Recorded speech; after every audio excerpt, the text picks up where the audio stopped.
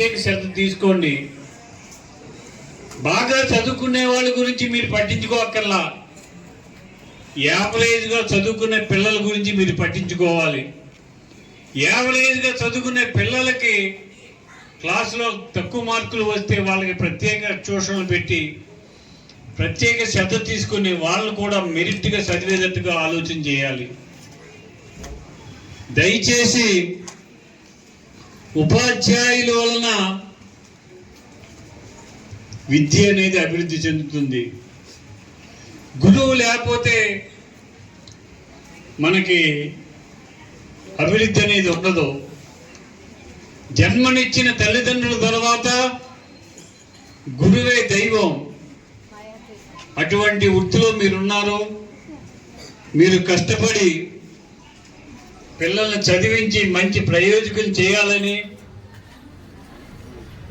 పిల్లలంటే ప్రేమ ఆదరణతో ఉండాలని, ఆ విద్యార్థులు కూడా గురువులంటే గౌరవం ప్రేమ ఉండాలని కోరుకుంటున్నా. ఈ స్కూల్ సమస్యల గురించి హెచ్ఎం గారు ఇందాక నాకు విన్నతి పత్రం ఇచ్చారు. విద్యార్థులకు భోజనశాల లేదన్నారు.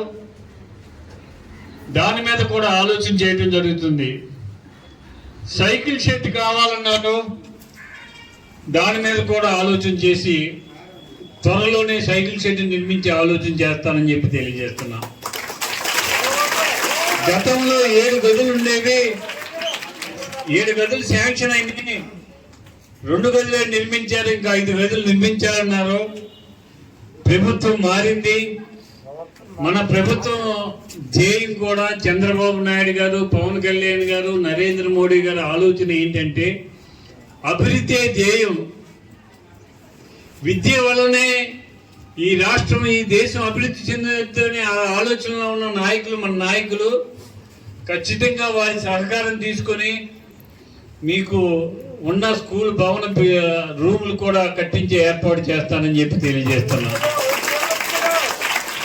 అన్నిటికంటే ముఖ్యమైనది ఏంటంటే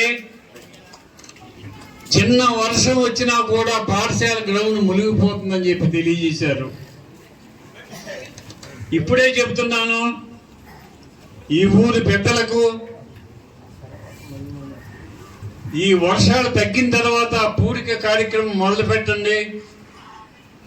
ఆ పూడికి ఎంత ఖర్చు అయితే నేను ఏదో దాంట్లోంచి నిధుల్లోంచి మీకు డబ్బు అరేంజ్ చేస్తాను. మీరు వెంటనే పూడిక కార్యక్రమం అనేది గ్రామ పెద్దలు తీసుకోవాల్సిన బాధ్యత.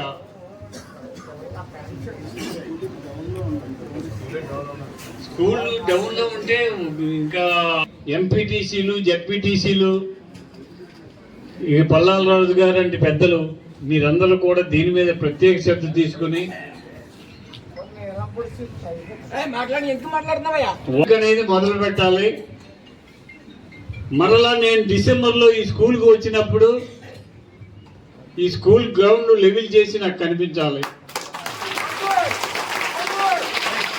విద్యార్థులకు పాఠ్య పుస్తకాలు, uniforms, shoes, belt, note books, kits ఇవ్వటం జరుగుతుంది. హెచ్ఎం గారు, మీకు నేను కోరేది ఒక్కటే, నాకు ఈ సంవత్సరం 100% 10th క్లాస్ రిజల్ట్ రావాలి. 20% రిజల్ట్ తీసుకురావాలి. డ్రాపర్స్ ఉండడానికి వీల్లేదు. 9th క్లాస్లో 50 మంది విద్యార్థులు ఉంటే 10th క్లాస్కి వచ్చేటప్పటికి 50 మంది మళ్ళీ ఉండవలసిందే. దాంట్లో 45 మంది ఉన్నారు, 5 మంది మానేశారు అనే పరిస్థితి రావడానికి వీల్లేదు. వాళ్ళు మానేస్తే ఎందుకు మానేశారు, ఎక్కడ చదువుతున్నారు ఎంక్వైరీ చేయాలి. అన్నిటికంటే ముఖ్యమైనది ఏమిటంటే, ఒక పిల్లవాడు బడికి రాకపోతే మీరు ఆబ్సెంట్ వేయటం కాదు, ఆ పిల్లవాడు బడికి ఎందుకు రాలేదు, ఆ తల్లిదండ్రులు ఎందుకు పంపించలేదు, అవసరమైతే మీరే స్వయంగా వెళ్ళి ఆ తల్లిదండ్రులు చెప్పి ఆ బిడ్డ చదువుకునే ఏర్పాటు చేయండి. ఎక్కడా కూడా డ్రాప్స్ అనేది ఉండటానికి వీల్లేదు. అందరూ చదువుకోవాలి. ఈ రాష్ట్రంలో కూలి పని చేసుకునేవాడు కూడా పోస్ట్ గ్రాడ్యుయేట్ అయి ఉండాలి. పోస్ట్ గ్రాడ్యుయేషన్ చేసి కూలి పని చేసుకోవచ్చు, తప్పులేదు. పోస్ట్ గ్రాడ్యుయేషన్ చేసి వ్యవసాయం చేసుకోవచ్చు, తప్పులేదు. పోస్ట్ గ్రాడ్యుయేషన్ చేసి మంగళ పని చేసుకోవచ్చు, తప్పులేదు. కానీ చదువు అనేది ఉండాలి. ఆ చదువు కోసం మనం అందరం కూడా కృషి చేద్దాం. మన ముఖ్యమంత్రి నారా చంద్రబాబు నాయుడు గారు ఈ స్కూల్స్ కోసం ప్రత్యేక శ్రద్ధ తీసుకుంటున్నారు. బడ్జెట్ లో నిధుల్లో ఎక్కువ శాతం విద్యకు కేటాయించడం జరిగింది. మరి అవన్నీ మీరు సద్వినియోగం చేసుకుని ప్రైవేట్ స్కూల్స్ తో ధీటుగా, ప్రైవేట్ స్కూల్స్ కంటే ఎక్కువగా మీరు పర్సంటేజీలు తీసుకొచ్చే విధంగా ఆలోచన చేసి చదివిస్తారని ఈరోజు ఇంత చక్కని కార్యక్రమం పెట్టి, ముఖ్యంగా ఈ గ్రామస్తులు నాకు అపూర్వ స్వాగతం పలికి జనసేన, టీడీపీ, తెలుగుదేశం నాయకులు, బీజేపీ నాయకులు స్వాగతం పలికినందుకు మీ అందరికీ కూడా శిరస్సు ఉంచి నమస్కరిస్తూ,